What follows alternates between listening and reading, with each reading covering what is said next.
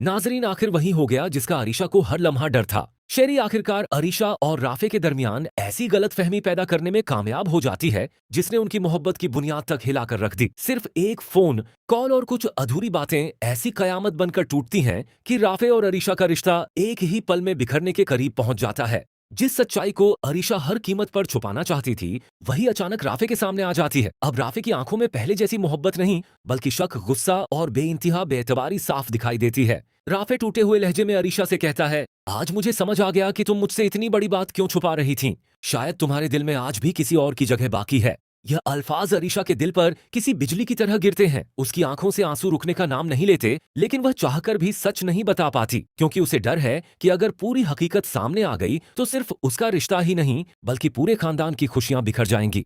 उधर शेरी दूर खड़ी यह सब देखकर दिल ही दिल में मुस्कुरा रही होती है। उसे लगता है कि उसकी सबसे बड़ी चाल कामयाब हो चुकी है। अब वह राफे के दिल में नफरत और गलतफहमी की आग को और भड़काने की कोशिश करती है, ताकि अरीशा के लिए वापसी का हर रास्ता हमेशा के लिए बंद हो जाए। हालात ऐसे बनते जा रहे हैं कि हर किसी को यही महसूस होने लगता है कि शायद अब राफे और अरीशा कभी एक नहीं हो पाएंगे। दूसरी तरफ सुफियान की मंगनी की खुशियां पूरे घर में छाई हुई हैं। हर तरफ मुस्कुराहटें, रस्में और जश्न का माहौल है। लेकिन इन्हीं खुशियों के बीच जायशा के दिल में एक ऐसा तूफान उठ रहा है जिसे कोई महसूस नहीं कर पा रहा। जिस इंसान से उसने दिल की गहराइयों से मोहब्बत की थी, आज उसी को किसी और का होते देखकर उसका दिल पूरी तरह टूट जाता है। वह अपने जज्बात पर काबू नहीं रख पाती। उसकी सांसें तेज होने लगती हैं, आंखों के सामने अंधेरा छा जाता है और देखते ही देखते वह सबके सामने बेहोश होकर जमीन पर गिर पड़ती है। यह मंजर देखकर पूरे घर में अफरा तफरी मच जाती है। हाम और सुफियान बिना देर किए उसे फौरन अस्पताल लेकर जाते हैं। डॉक्टर जांच के बाद बताते हैं कि लगातार मानसिक तनाव,